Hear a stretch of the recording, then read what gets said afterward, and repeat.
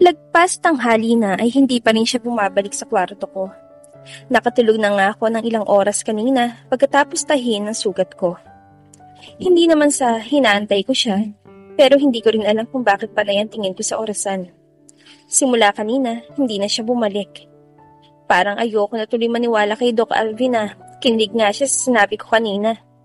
Parang nakakaramdam ako ng ines na hindi ko alam kung saan nanggagaling. Naiinis pa ako dahil hindi niya ako dinadalaw dito? O naiinis ako dahil hindi tumalab sa kanyang pagpapabebe ko kanina? Kapag hindi pa rin siya nagpakita sa akin maghapon, ay hindi ko na siya kakausapin. Hindi man lang niya sinilip kung buhay pa ako. Tapos nag-walk out pa siya kanina. Pagkatapos kong magtanghalian kanina, ay wala pa rin siya. Hindi ko pa rin nakikita ang masungit niyang mukha.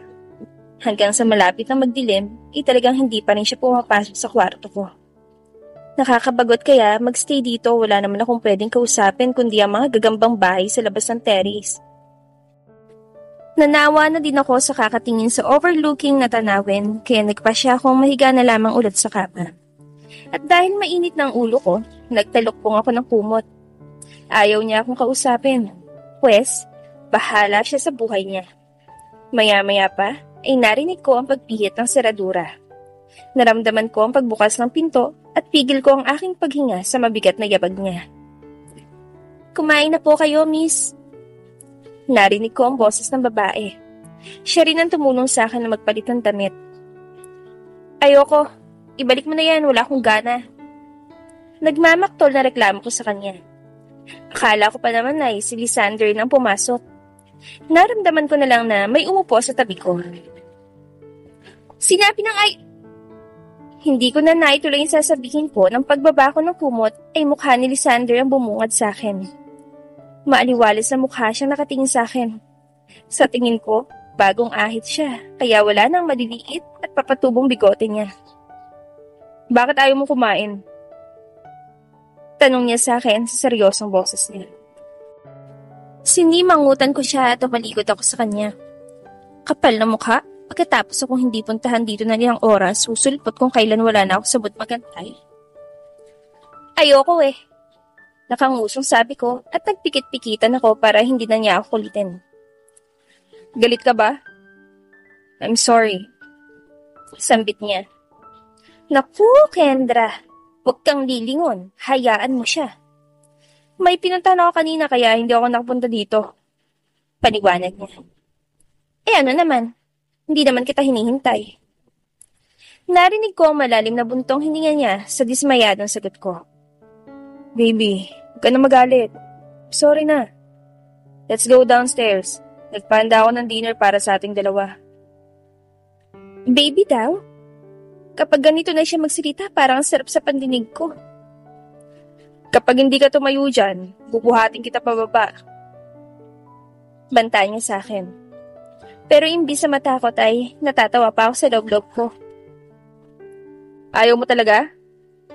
Hindi pa rin ako kumikilos at naramdaman ko na lang ang kamay niya at ang unti-unti kong pag-angat mula sa kama. Pinangko niya ako sa matigas niyang dibdib. Hindi pa rin ako dumidilat at hinahayaan ko siya. Naramdaman ko ang pagbaba namin sa hagdan. Tapos ilang mahabang hakbang pa ay tumigil na kami.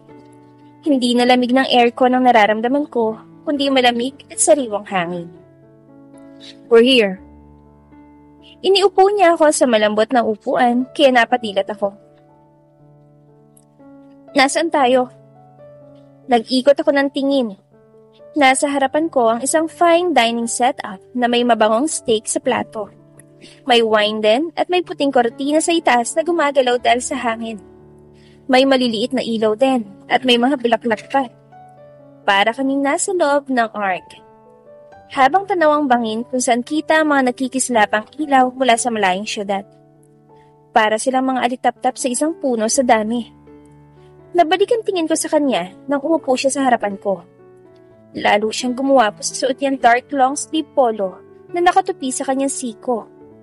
Samantalang ako, mahaba at makapal na night dress pa din ang pinasuot sa akin pagkatapos kong maligo kanina.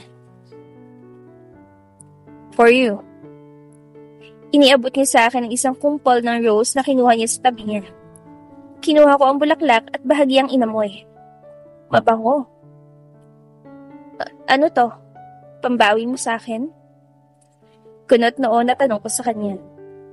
Hindi. I just want a date with you. Date?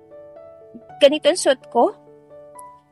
Iniangat ko pa ang manggas ng damit ko para ipakita sa kanya. Di pa dumarating ang pinamili kong damit, kaya pagtsagaan mo muna yan. Tomorrow, nandito na yon. That's it. I'm already hungry. Pika niya. May panibagong kalokohan na naman ako naisip. Parang may gusto akong kainin. Itinuro ko pa ang himtuturo ko sa aking baba at kunwari may ibang iniisip. Anong gusto mo? Papaluto ko agad. Sambit niya. Ang bait talaga kapag may kasalanan. Parang gusto ko yung mahaba at matabang. Kinagat ko ang ibabang labi, habang nangaakit na tumingin sa kanyang mga mata. Ano? Tanong niya na parang hindi alam kung ano ang nais kong iparating. Bumagsak ang balikat ko dahil hindi niya nagets yung joke ko. Ang hirap pala pag may kasama kang slow. Mauutas na ako sa loob-loob ko pero seryoso niya lang akong tinitigan at tatanungin. Sabihin mo na para makapagluto ako. Ulit pa niya. Green-minded talaga ako kaya palagi ako sinusupla ni Lara kapag umiiral na naman ang kalokohan ko pero kahit ganito ako, wala pang ibang lalaki ang nakakahawak maski sa kamay ko. Itong nasa harapan ko pa lang at hindi ko alam kung bakit komportable ako sa kanya. Kahit alam kong mysterious ang pagkatao niya, wala pa rin naman siyang alam sa pagkatao ko kaya quits lang kami. Gusto ko kasi kumain ng malaki at matabang Hungarian sausage. Baka meron dito. Umiling siya sa akin. Wala kami nun. Bukas magpapabili ako kung yun ang gusto mo. Seryosong sagot niya. Hindi man lang nakakuha ng clue. Kinuha niya ang plato ko at hiniwa niya ang rare cook na steak. Pagkatapos ay iniabot niya sa akin. Kumain ka na. Hay, wala akong nagawa kundi sundin siya. Sa unang subo ko pa lang ay nalasahan ko ng sarap ng karne. Pero siya naubos na agad niya ang kanya at umiinom na lang siya ng red wine. Nasaan si Harvey? Sisa ako na ikinakunot ng kanyang noo. Why? Ako ang nasa harapan mo pero ibang lalaking hinahanap mo. Serious mode na naman siya ngayon. Mamaya niyang lalabas na naman ang pangil at aangilan na naman ako. Hindi ko pa sinasagot, napaka-possessive na. Paano pa kung maging kami? Baka lahat ng lalaking tumabi sa akin ay pagselosa na niya. Tinatanong ko lang po kasi hindi mo kasama. Masyado ka seryoso. Mamaya yan, lumabas na ang pangil mo. Inisang lagok niya ang wine at tumayo siya at humarap sa mga ilaw ng syudad. Tinalikuran niya ako at nagmumuni-muni siya. Maya-maya pa ay nagulat na lang ng pagharap niya sa akin ay may nakatutok na baril. Lysander? Mahinang sambit ko. Nabigla ako sa ginawa niyang pagtutok ng baril sa akin. Paalam. Umalingaw-ngaw ang putok ng baril kasabay ng pagbagsak ng aking katawan sa lupa. Kakarating ko lang sa mansyon dahil may inayos akong negosyo sa Manila.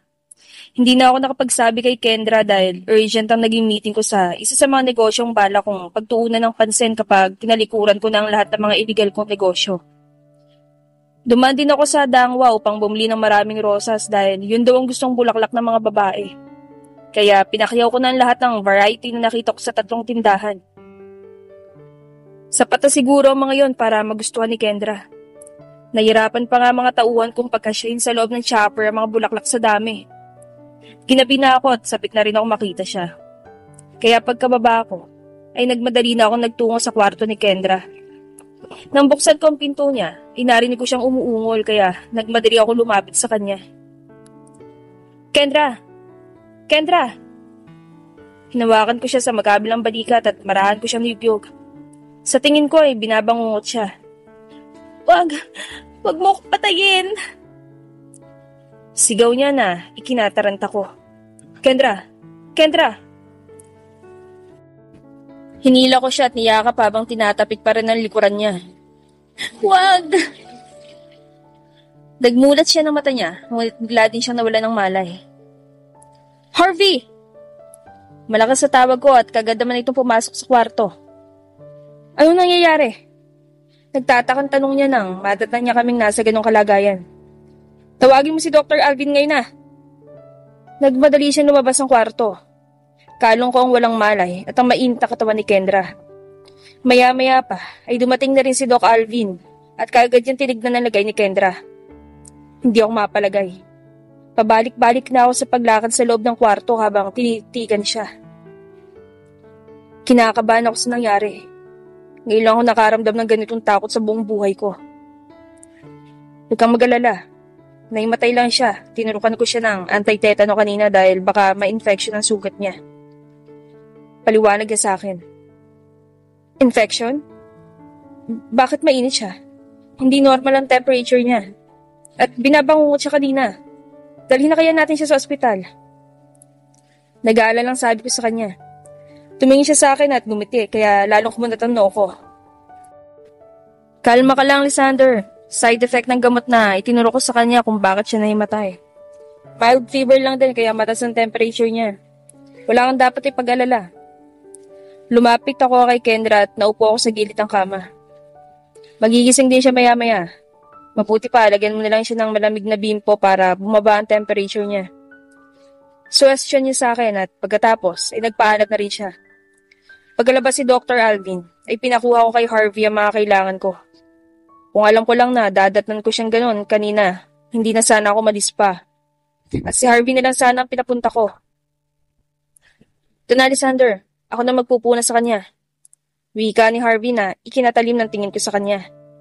Kaya nagmamadaling nilagay niya ang palangganang may lamang puting towel at malamig na tubig. Biro lang.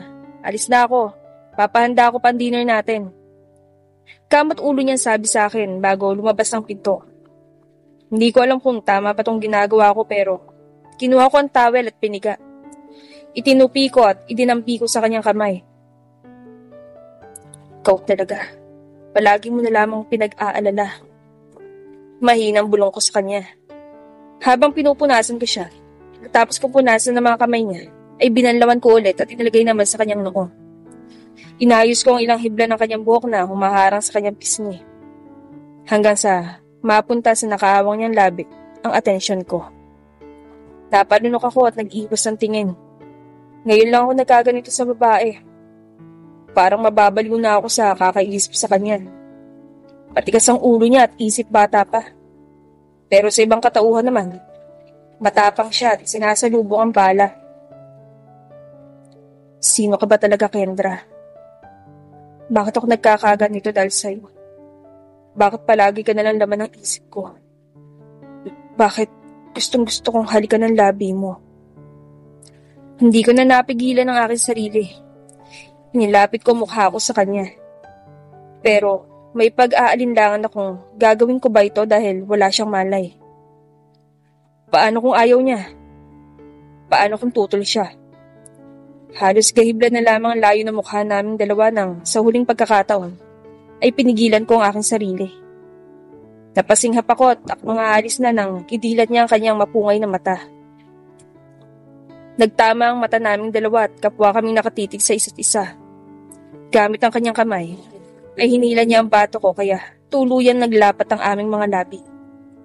Nakapikit ang kanyang mga mata at tinugon ko ang kanyang halik. Pakiramdam ko'y lumakas ang tibok ng puso ko dahil sa ginawa niya. Namalayan ko na lamang na gumapang ang kamay ko sa kanyang likod upang tanggalin ang zipper ng kanyang damit dahil nag-uumpisa na rin mag-init ang aking katawan. Lysander, handa na ang... Mabilis na naghiwalay ang labi naming dalawa sa pagpasok ng asungot na si Harvey. Kung nakakamatay lang ang tingin ko, baka bumulagta na agad siya. Oops, sorry naman. Sige, tuloy nyo na yan. Nakangisi niya sabi bagit pindutin ang lock sa doorknob at isara ang pinto. Pakiramdam ko ay nag-init ang tenga ko at hindi ko na mapaliwanag ang aking nararamdaman. Bumalik ang tingin ko kay Kendra na ngayon ay nakangiti habang nakatingin sa akin. Okay na ba ang pakiramdam mo? Marami siyang tumango sa akin. Ninakaw mong first kiss ko. Kagatlabi niya sabi sa akin. Parang may kung ano sa tiyan kong kumikiliti sa akin. Ikaw kayang humalik sa akin. Ako ba? Siya, kailangan bawiin mo. Nakangiting sabi niya sa akin. Hindi ko na rin napigilan ng mapangiti. Oy, kita ko yon. Tinikom ko ang aking bibig at inayos ko ulit ang aking sarili. Nawawala na tuloy ang angas ko nang dahil sa kanya.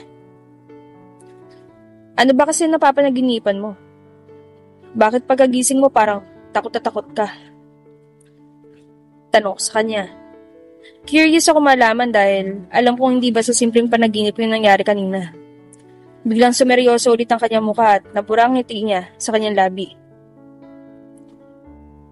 Tinutukan mo ako ng baril pagkatapos ay binaril mo ako ng maraming beses. Ginawa ko yon. Hindi ko napigilan magmura nang marinig ko yun mula sa kanya. Hindi ko magagawa yun sa kanya. Kaya pala, takot na takot siya dahil sa panaginip na yun. At ako pa mismo gumawa nun sa kanya. Huwag mo nang isipin yun, okay? Hindi totoo ang mga panaginip. Hindi ko yun magagawang gawin sa'yo. Kaya, huwag mo nang isipin yun. Kaya mo bang tumayo? O, bubuhati na lamang kita pababa? Wag na. Maglalakad na lang ako. Binuhat mo rin ako sa panaginip ko. Tapos, pinakain mo ako ng steak bago mo ako binaril kaya wag na lang. Kagad na sinabi niya sa akin. Hinawakan ko ang magkabilang balikat niya. Napabuntong hininga ako sa sinabi niya. At inalalayan ko siya makatayo. Kalimutan mo na yon. Hindi yun mangyayari, okay? Nakangiting tumango siya sa akin. Inalalayan ko siya makababa sa kama at hinawakan ko ang kamay niya habang bumababa na kami sa hagdan, papunta sa dining area. Naabutan ko pa na kumakain na si Harvey at nang makita niya kami, ay malaking ngisi niya sa akin. Nauna na ako, kasi akala ko matatagalan kayo. Pangasar pa niya sa akin. Sa susunod, kakato ka kapag papasok ka. Inisasabi ko sa kanya. Ipinaghila ko ng upuan si Kendra at pinaupo ko siya sa kanan ko. Ako naman sa gitna at katabi ko si Harvey. Kayo na ba? Usisa niya. Kagad kong inapakan ng paa niya dahil sa pagiging madaldal niya. Kaya napangiwi pa siya at inabot ang kanyang paa na inapakan ko. Tatanong lang eh. Mainang sambit niya sa akin. Pinandilatan ko siya ng mga mata. Isa na lang talaga, ipapadala ko na to sa Russia. Yes, kami na.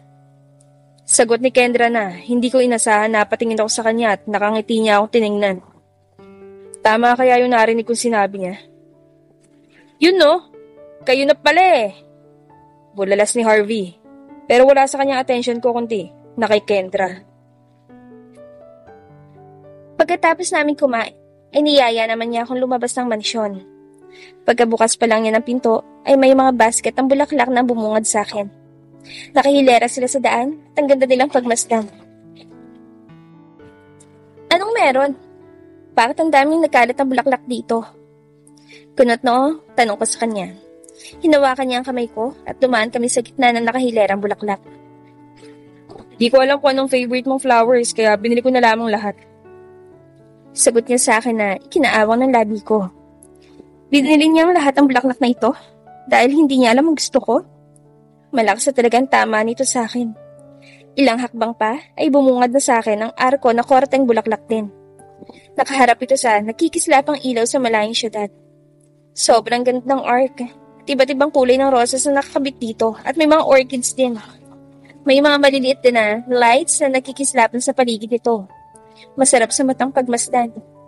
Para kaming nasa fairy tale na Beauty and the Wolf ang pamagat. Pagkarating namin sa gitna, kinuha niya ang kamay ko at inilagay sa kanyang balikat. Kasabay ng pagtugtog ng mahinang musika na masarap sa pandinig. Inilagay niya ang kanyang kamay sa aking bewang. Magkaharap na kaming dalawa at nakatitig sa isa't isa. Pagkatapos ba ng sweet dance natin, babarilin mo na ako? Kumunot ang noon niya sa sinabi ko. Kalimutan mo ng panaginip mo, Kendra. Dahil nasa totoong mundo na tayo. Kabaliktaran ng panaginip mo. Seryosong sambit niya. Bakit? Ano bang kabaliktaran ng panaginip ko? Nakangiting tanong ko sa kanya. Kakaiba talaga ang paraan ng pagtitig niya sa akin.